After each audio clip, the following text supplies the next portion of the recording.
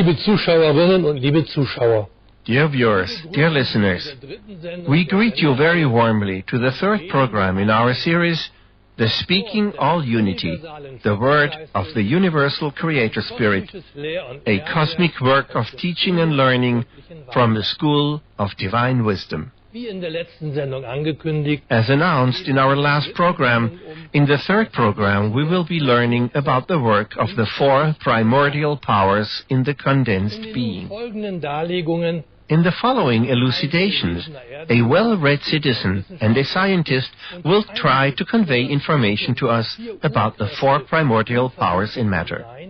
But as stated, everything remains at an attempt to unveil the work of the Spirit of God in matter. The eternal foredrawing and creating powers, also called primordial powers, simply have other names in matter, and corresponding terms are associated with them, so that we human beings may come to understand that the primordial eternal one works in different substances and materials of matter as well as in the body of every person.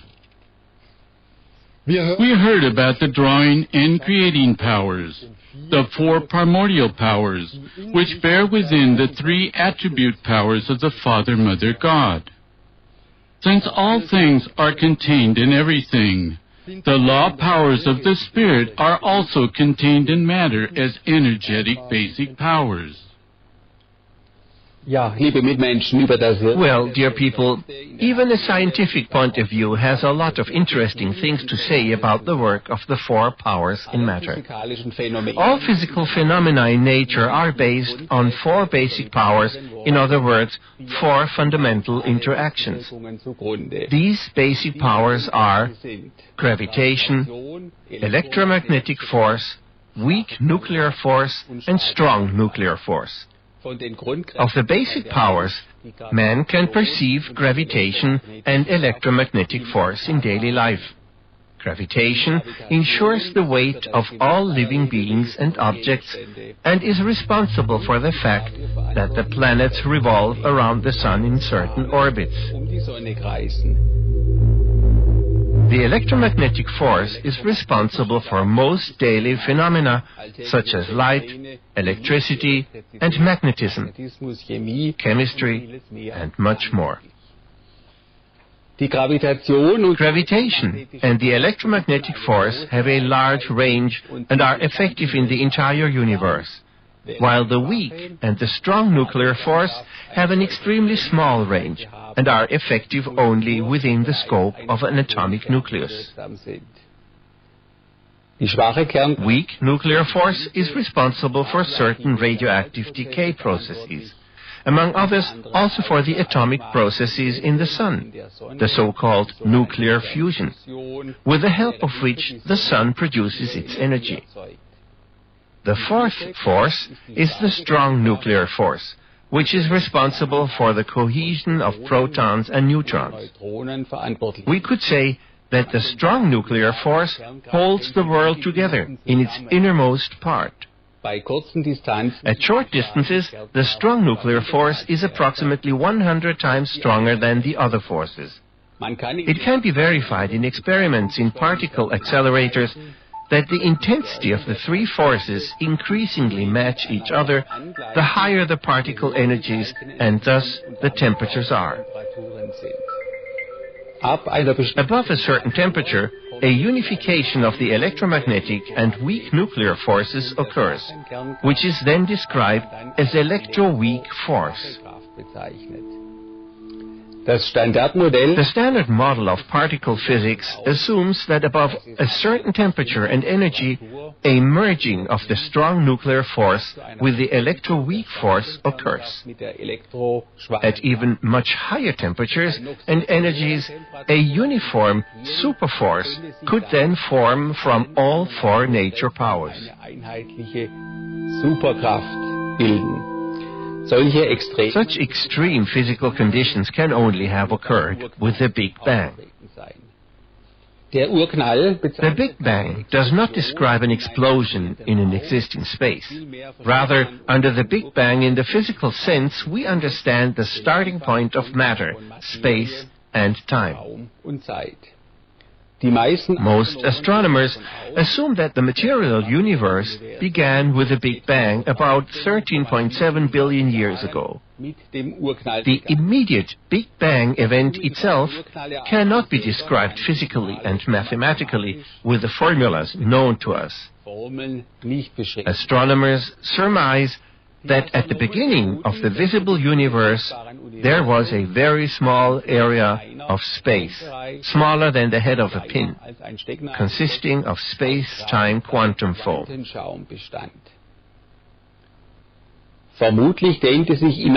Presumably, within a minimalist fragment of a second after the Big Bang event, this teeny area of space expanded into huge dimensions.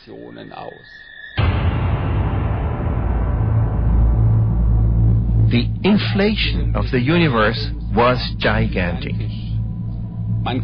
We can imagine it somewhat as if one atom were to expand to about 10,000 light years. Mind you, a light year is 9.5 billion kilometers. Of course, science has sought explanations for how it came to this inflation of the universe. Today, most astronomers assume that a very strong energy field, the so-called inflation field, caused the expansion. This energy field most likely had a repelling gravitational force that increased ever more with the growing volume of space. At the end of this inflation, there was a very hot particle mixture with temperatures of around 10 to the power of 29 degrees Kelvin, that is 110 with 29 zeros, that is unimaginably high temperatures. The following era is called the electroweak era. During this phase, the fundamental particles appeared. The universe slowly cooled more and more. After 380,000 years, the universe became permeable to light. The cosmic background radiation, presently measured by satellites, stemmed from this time. When the universe was still very, very tiny, quanta fluctuations must have occurred, which, through the expansion of the universe, inflated to huge magnitudes. Regions developed in the all with more particles and other regions with fewer particles than on the average. Within a billion years after the Big Bang, gravitation began to build up the first complex and massive structures.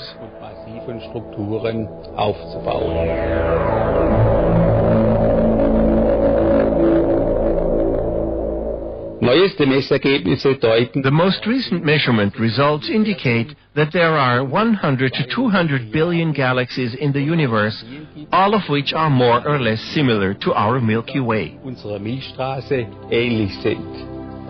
Every galaxy consists of up to 200 billion stars. The total number of stars in the universe could be given in words as 20 trillion stars. That is a number with 22 zeros.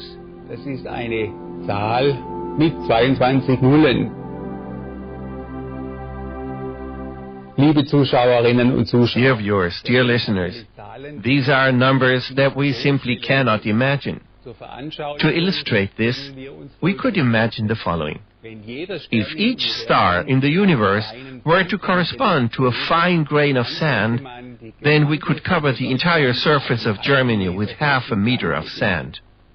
For a long time, it was believed that with the model of the Big Bang, the key to understanding the universe, as it were, had been found.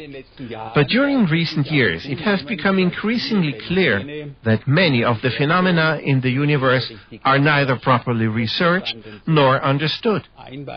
One example is that of dark matter. Over the course of the 20th century, astronomers discovered, while observing galaxies and galaxy clusters, that their dynamism cannot be explained from the amount of visible matter. There must definitely be more matter in the universe than assumed. Because this matter does not radiate any light. It is called dark matter. As we know today, around the galaxies there is a corona of dark matter that is at least 10 times as large as the region in which the stars are revolving.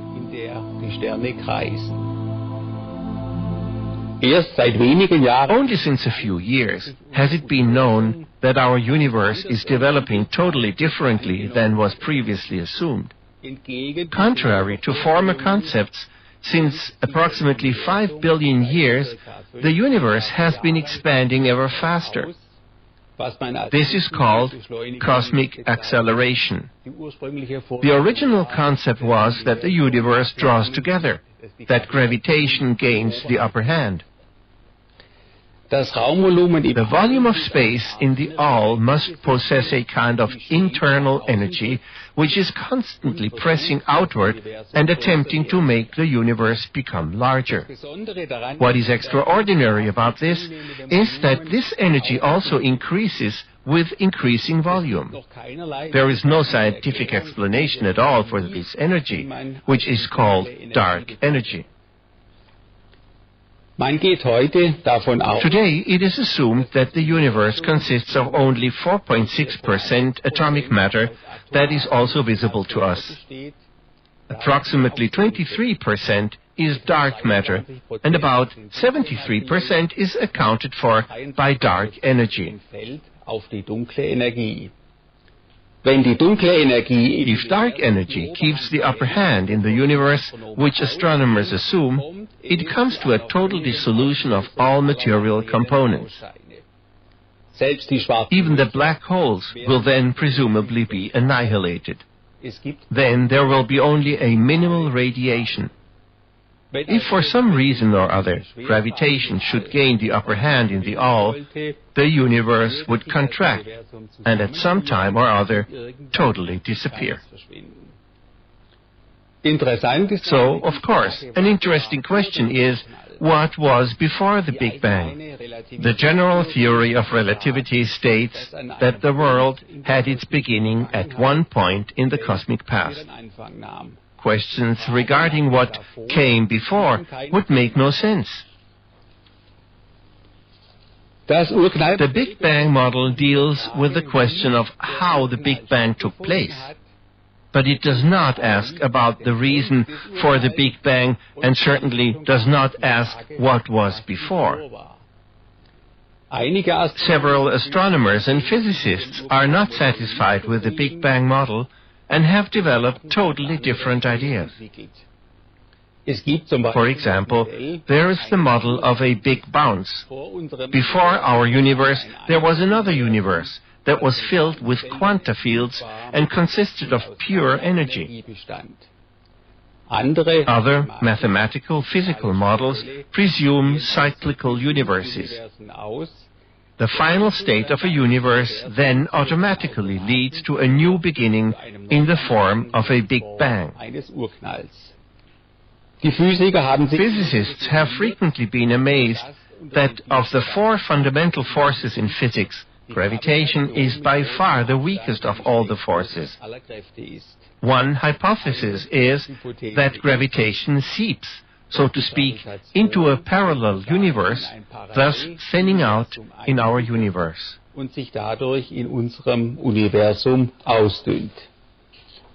In summary, we can say the following. According to the present state of scientific knowledge, directly at the time of the Big Bang, a uniform force must have existed from which the first gravitation split off, and in the further course of things, then the other basic powers. We encounter the tetractyl also in the four quantum numbers. Just as the four nature powers play a prominent role in physics, so do the four quantum numbers have a central meaning in chemistry. At the time the makeup of an atom was being researched, it soon became known that the atomic nucleus consists of protons and neutrons. Electrons revolve around the nucleus. The electron shells of atoms play a central role for chemical reactions and compounds. It took many years until the condition of the atomic shell could be satisfactorily described. To be able to correctly describe an electron, 4 quantum numbers are needed. The principal quantum number, the angular quantum number, the magnetic quantum number, and the spin projection quantum number. An important principle in chemistry and physics states that 2 electrons that match in all 4 quantum numbers can never appear in one atom. And so, each electron has its own character, that is, an independent pattern of quantum numbers. Dear viewers, dear listeners, what is also very instructive is the fact that 4 bases determine the genetic code. Deoxyribonucleic acid, or DNA, is the carrier of the genetic information in nearly all life forms. Only very few kinds of virus use ribonucleic acid or RNA to store information. Only 4 molecules are necessary for storing and coding genetic information. They are called nucleotide bases: adenine, guanine, cytosine, and thymine. A group of 3 consecutive nucleotides is the code for an amino acid. As we know, amino acids are the components of all proteins. Thus, nature needs only 4 different molecules to decode the information of the genetic makeup or genome. Remarkable is that, with just a few exceptions, the genetic code for all living beings is the same. And so all living beings make use of the same genetic language. The 4-element concept should also be mentioned.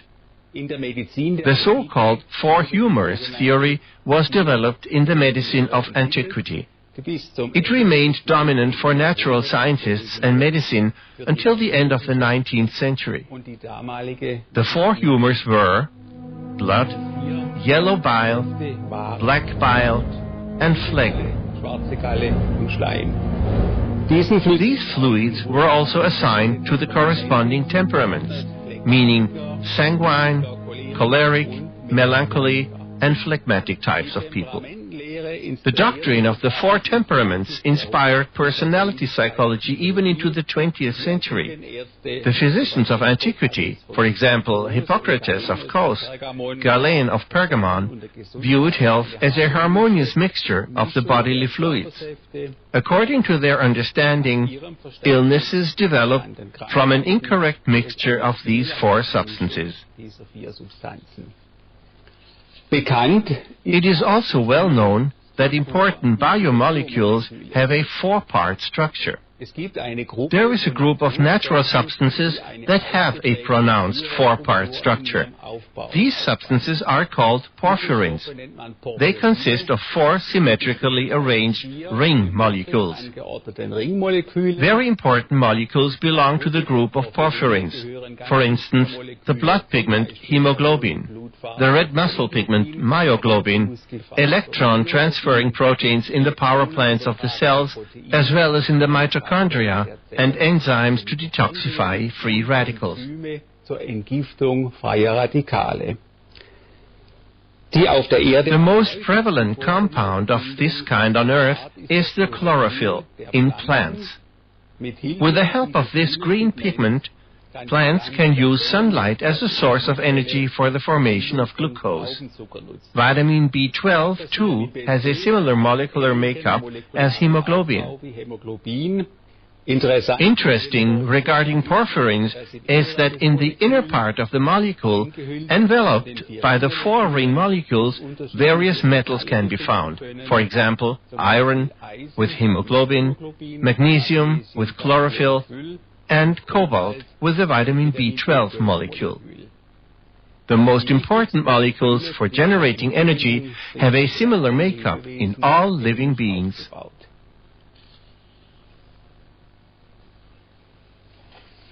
Liebe Mitmenschen, Dear fellow people, many words about the prevailing four primordial powers in matter turn into a distorted picture once again. In the end, they are assumptions and hypotheses. It is the effort and the attempt to want to express with many words something over which, after all, the veil of the three dimensions remains.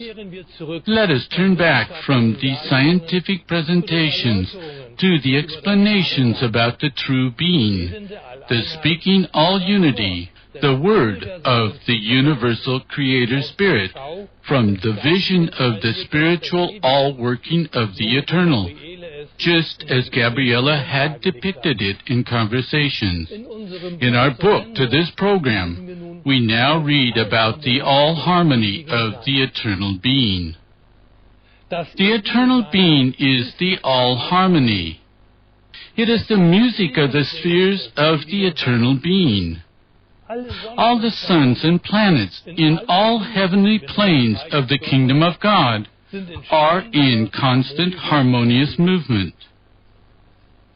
The movement of the heavenly bodies and their sounds are in complete accord with the sounds of all life forms, and with the spirit beings that live on the respective heavenly planes, and have their spiritual structures on the various dwelling planets, where the spiritual families dwell and live. That is true life. That is all communication. This statement about the heavenly structures and the families in the kingdom of God cannot be compared with the houses and palaces on this earth, nor with the families of this world. The structures in the eternal being are not built, but are instead created by the spirit beings, and at that, out of the ethereal primordial substance of the respective dwelling planet. The ethereal substance of the dwelling planet is raised so that the created edifice is in absolute harmony with the planet. The spirit beings in all heavenly planes are, depending on their mentality, corresponding bodies of sound. Their garments also correspond to the colors of the respective heavenly plane. Likewise, all life forms, from the mineral to the matured nature being, depending on their state of consciousness, have the corresponding form and appearance, which is reflected in the color nuances. Every color has its fragrance, and, according to its state of consciousness, the corresponding sound. All color schemes come from the primordial light, the primordial central sun, by way of the prison suns, which, as stated, refract the white golden light of the primordial central sun into spectrums of light and radiate it into infinity. Form, color, fragrance, and sound reflect the unity in all facets, also with the sounds of all heavenly bodies in all heavenly planes. For example, when spirit beings change from one heavenly plane to another, the basic color of their garment assumes the color of the corresponding heavenly plane. Why? Because all colors are contained in the garments of the divine beings, and thus also in all powers of the being. The form, the color, the fragrance, and the sound is also predetermined in all life forms, no matter in what state of development they are. Form, color, fragrance, and sound are a part of the all-unity, just as in all heavenly planes, all suns and planets are part of the divine unity. This results in the harmony of the spheres, the music of the spheres of the eternal being. Dear fellow people, everything that is conveyed here in words, which correspond to the three dimensions, is not even a breath from the eternal being. Presently, we are human beings on this earth. In order to become aware again of our origin, by walking the path within to our true being, which throbs and knocks in the very basis of our soul, and repeatedly calls and admonishes us to walk the path that makes us free and happy, and that lets us sense that we truly are not from this world, but sons and daughters of the Eternal, of the Father, Mother, God. Each one of us has accepted the human existence, the one more, the other less, in order to again find ourselves as a divine being in the very basis of our soul, to become aware of the unity with all positive powers, and to unite with all living beings, also with the innermost part of each person. This means to examine our sensations, feelings, thoughts, words, and actions day in and day out, and to give an account to ourselves as to whether what we sense, feel, think, say, and do corresponds to the eternal spiritual principles of the Kingdom of God. Through the contents of the 10 Commandments of God and the teachings of the Sermon on the Mount of Jesus of Nazareth, we are called upon to examine ourselves every day and to reflect that everything that is to the right, left, above, and below us has a purpose in life, which, as divine essence, is part of the life of the all-unity. To become sensitive means to understand that everything lives, and that all things are in communicative connection with one another and with the all-unity. Dear viewers, dear listeners, with these words, we would like to take our leave of you. If you would like to read and deepen your understanding of what you have just heard, let us know. We will be happy to send you the book to this program. In the 4th program of our series, we will be reading about the 5 components in the life of a person that turn into warfare agents. So as you can see, this series continues to be interesting and exciting. Among other things, we will be discussing the 5 warfare agents from the viewpoint of a medical doctor. So tune in again to our program, The Speaking All Unity, the Word of the Universal Creator Spirit, a work of teaching and learning from the School of Divine Wisdom. All the best to you. Goodbye and greetings in God.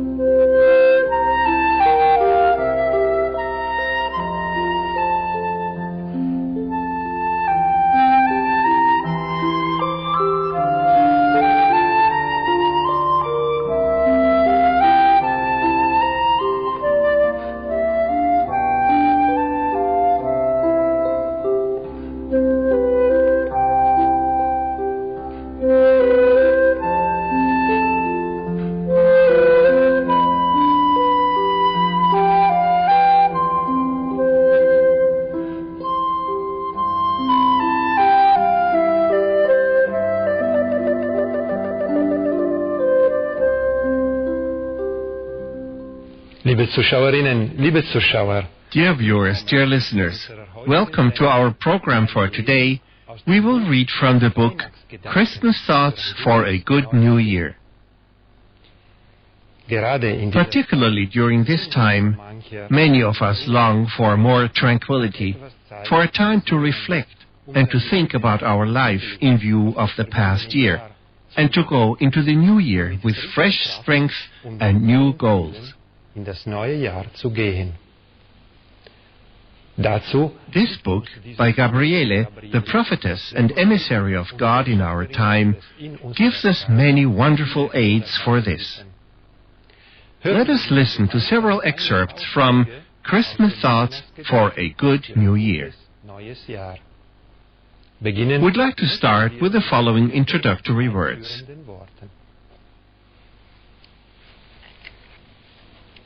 The following thoughts and suggestions for the new year could be a guide for anyone who wants to give his new year a more light-filled garment.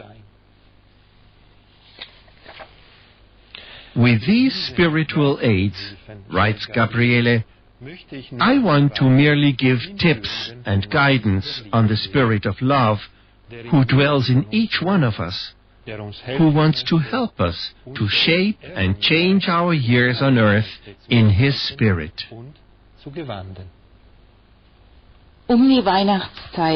Around Christmas time, when the days become shorter and the hectic of shopping and preparations is done with, that is, when the holidays are directly before us, surely you have time now and then to think about the new year, your new year. Christmas is the celebration of love. The Son of God became a human being in order to bring us the love of our eternal Father, which He announced as a human being and according to which He lived. All over the world, there is nothing that so invaluably refines a person's character, that harmonizes his nature, and that grants his disposition a peaceful consonance than the eternal cosmic love that comes from God. People who surrender themselves to God's love give their fellow man selfless joy, because they also give selflessly, without awaiting thanks or appreciation. Christmas is also a celebration of giving.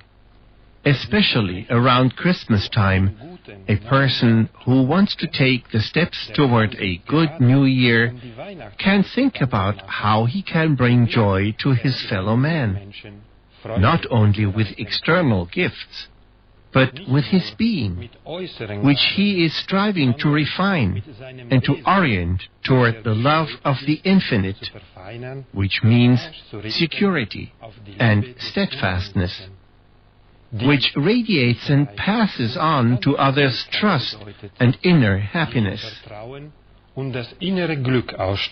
For what we love from our heart and give from our heart, we also have ourselves.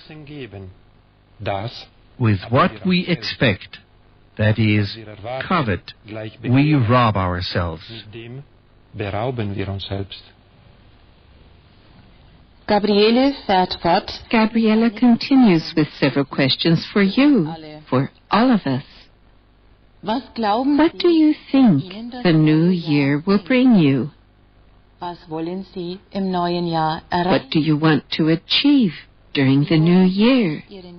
How do you want to act toward your fellow man? Do you want to make use of the days, the weeks, and months? How and for what purpose and goal do you want to use them? How you think and act is decisive. How do you want to think, and how do you want to act toward your inner being? Or, for what were you born, and for what do you live? If you believe that you are a being from God, then how do you want to act toward the animals and nature? How will you organize your meal plan during the new year? Do you want to respect the animals as your fellow creatures and no longer consume their carcasses? The decisive question that vibrates in all these questions is the following. Does God exist for you? Do you want to grow closer to Him, your Heavenly Father, the love, the peace? Do you want to do His will? Do you want to follow Jesus the Christ? Do you want to be His disciple? If people would meet each other as they should, then each one would share in the responsibility for the good in this world and for a good deed for man, animal, and nature. Every thought would be a ray of sun, which sets the deeds and works aglow, and thus makes man, animal, yes, the whole surroundings happy. Then people, animals, and the Mother Earth would be in unity, and there would be peace on earth.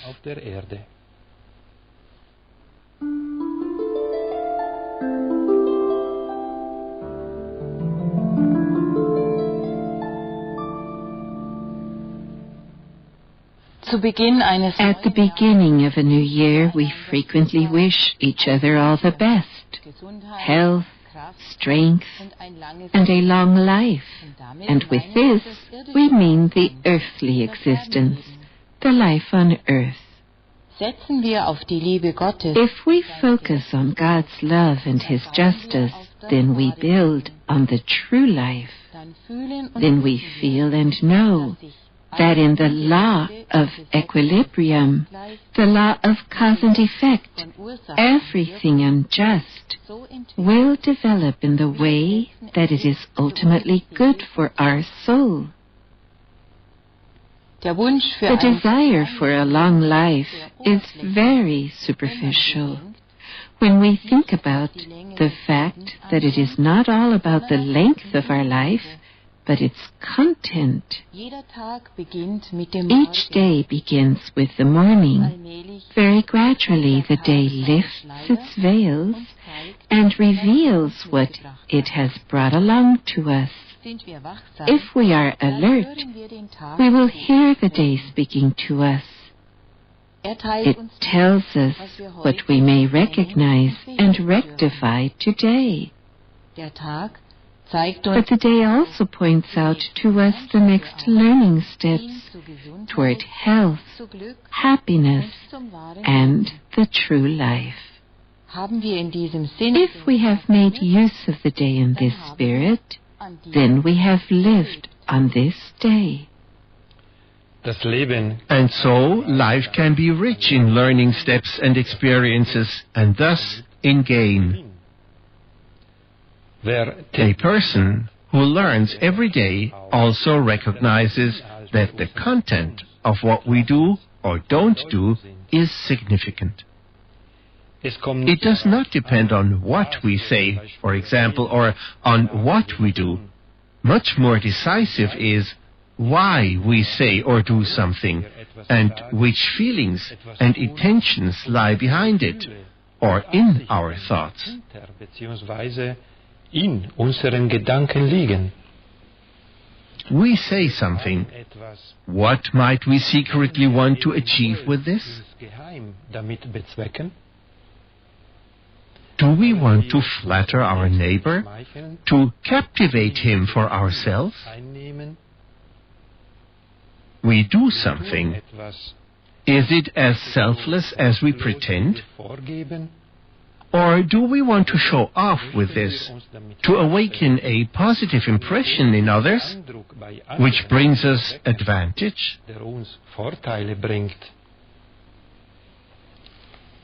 Despite all the egoism that is presently controlling the world, the eternal law of love draws through the world to reach those people who long for God's love.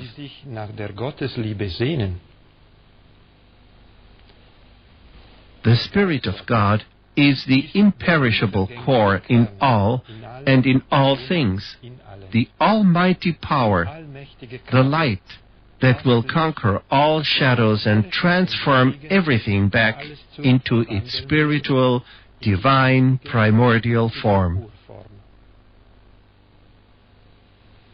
Ist das Göttliche im Menschen, If the divine in the person has made a breakthrough, then he liberates himself from the driving force of egoism, which transfixes the majority of people. Each of us is enveloped by the infinite love. We notice this when we surrender ourselves to God's love by doing step by step the works of love that we find in the 10 Commandments of God and in the Sermon on the Mount of Jesus. At every moment, no matter where he may be, every person is surrounded by himself, which means that he sees and hears only what he is himself, and he thinks accordingly. Each person acts each day according to the content of his world of thoughts. If this is against the all-prevailing law, then he creates causes.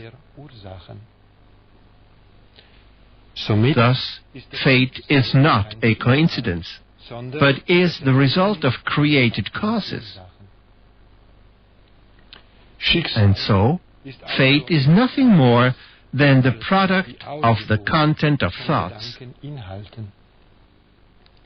Fortune or misfortune grow from the content of our thoughts. This is our seed.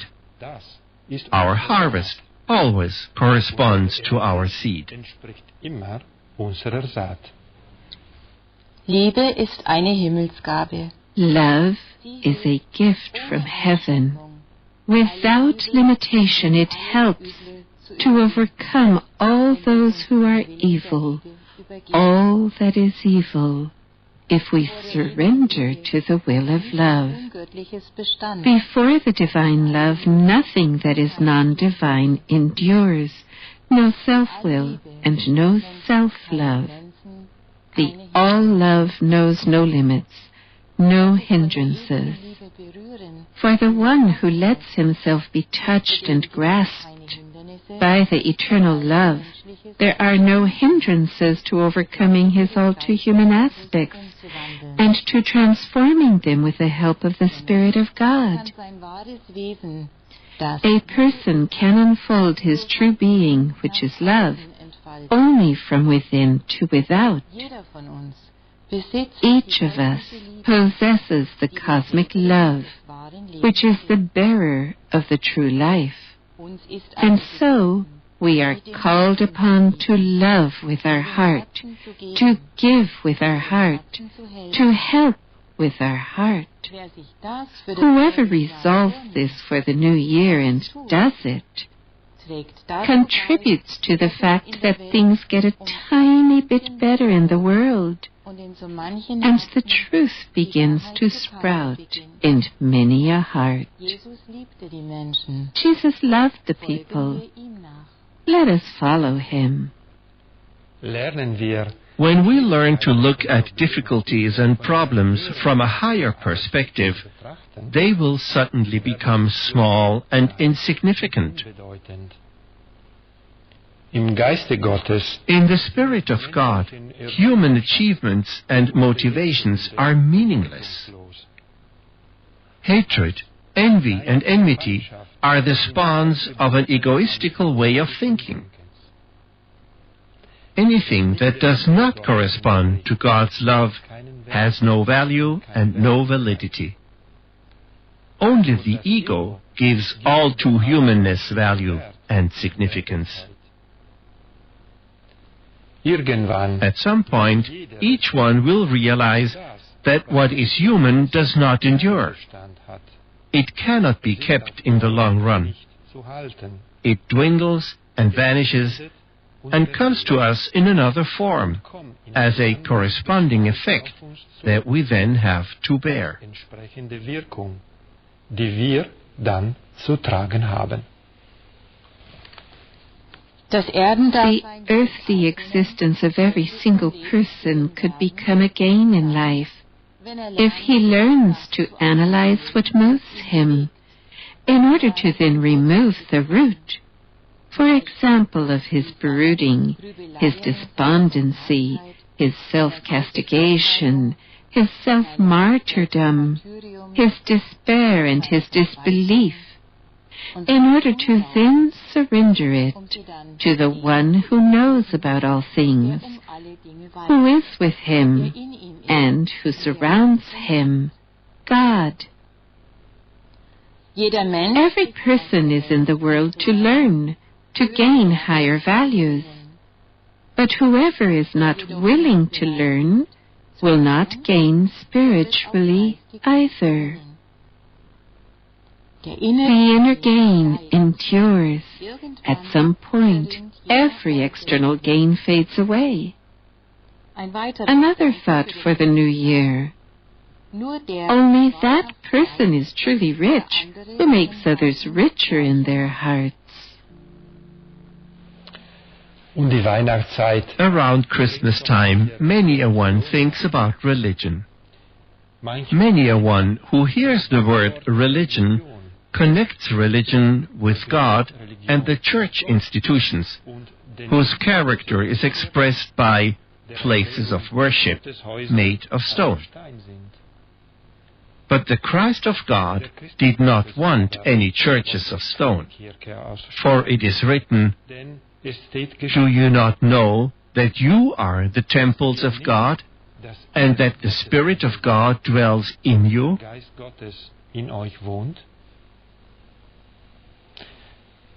In the work of Revelation, "This is my word," Christ says, "Enter into the house that is not built by human hands, into your inner being, for it is the temple of God." When you pray, withdraw into a quiet chamber and immerse deeply into your inner being. For the Spirit of the Father, whose temple you are, dwells in you. Every human being is a temple of God, for the Spirit of God dwells in every soul and in each cell of the earthly body. In jeder Zelle des irdischen Leibes.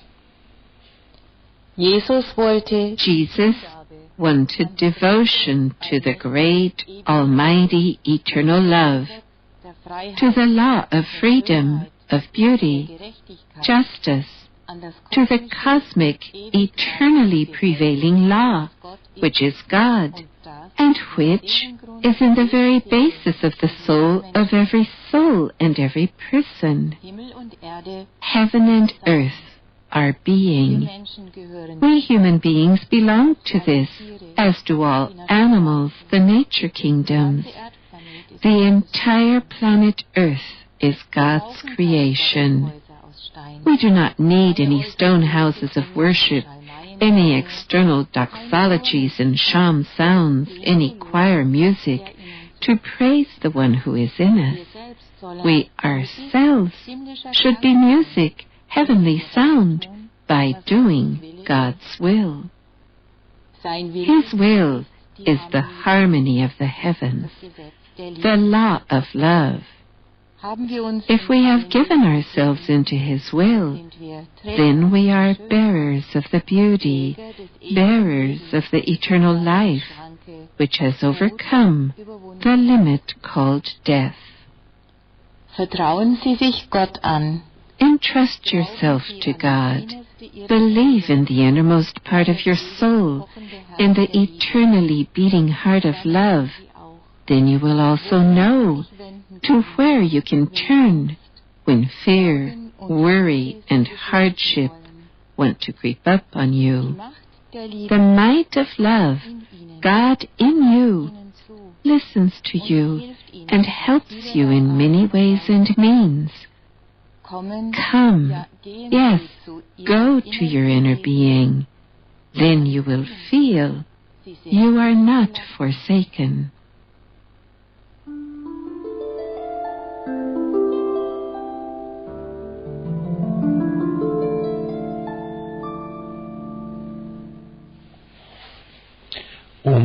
To find our true self, which shines deep in our soul, we should be alone more often in order to think about ourselves and about our true self.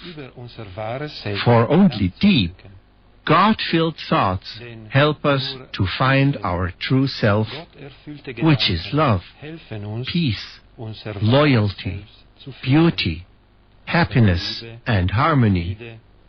Treue, Schönheit, Glück und Harmonie ist. Lernen wir täglich, If we learn to daily follow our innermost self, dann nützen then we use the days and our life is rich in inner experience and vigor. Tatkraft. Dann Then not only the beginning new year is vivified, but every year of our earthly existence is an enrichment through the guidance from the innermost self. üben, Practice and learn is the motto in the earthly existence. When we practice and learn to find our way to our innermost being, then it is our friend and helper day after day, Tag für hour after hour, Stunde minute Stunde, after minute. Minute Minute. Our innermost friend Innerste is Freund always present. immer gegenwärtig. Werden Sie And so, become your own observer and teacher. Then you will find your way to your true being, to the innermost self. zum innersten Selbst. The person will find the true happiness, Selbst, a state of fulfillment, das the wahre life, only in his innermost self. das Leben. Deshalb, This is why each one should be at home with himself, das heißt, which means to rest in his true self. Viele Menschen Many people strive for perfection. Sie halten They sich seek out people who are perhaps more perfect than they are. Haben Sie eine If they have found a person who seems to be superior to them and whom they emulate, then sooner or later they will become disappointed, for human superiority is merely human vanity. Wer nicht gelernt hat, Someone who has not learned to live from himself is like a balloon which loses its air bit by bit when he doesn't receive any acknowledgement, any praise, or when he has reached retirement age, which he doesn't know what to do with. We deplete our own life force through an attitude of expectation, for example, or by working to earn money solely for ourselves. Geld zu verdienen. Then we have not lived from ourselves, from the Spirit, Sondern but from the energy of others, who, often forced or for the sake of peace, have complied with our wishes. auf dem Weg On the path to our true self, the motto is, among other things, never let yourself, in no situation and no difficulty, be dominated by others. Always orient yourself to your true self, auf to the eternal law of love and freedom, Freiheit aus, and act accordingly. entsprechend. Dann wird Then you will be free, that is, independent, and stand firmly on your own 2 feet, and thus on the ground of truth.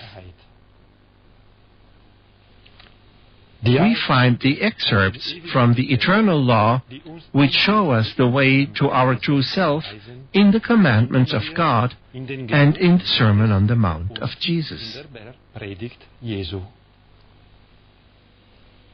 The person who is aware that solely the Spirit of God is the power, the love and wisdom, no longer makes himself dependent on people. Nor is he part of the thoughtless herd of people that runs after leaders. Great in spirit is the person who keeps the love for God in the midst of a throng of people as well as the independence from people, things, and situations. Practice patience. God, the all-wisdom and love, often takes indirect paths other than those you have in mind in order to serve and help you.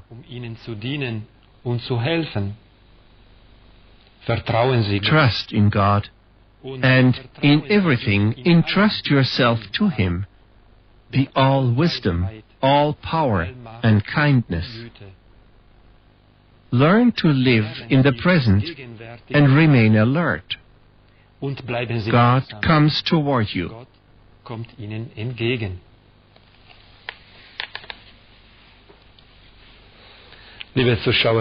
Dear viewers, dear listeners, with these words from Gabriele, we have reached the end of our reading from the book Christmas Thoughts for a Good New Year.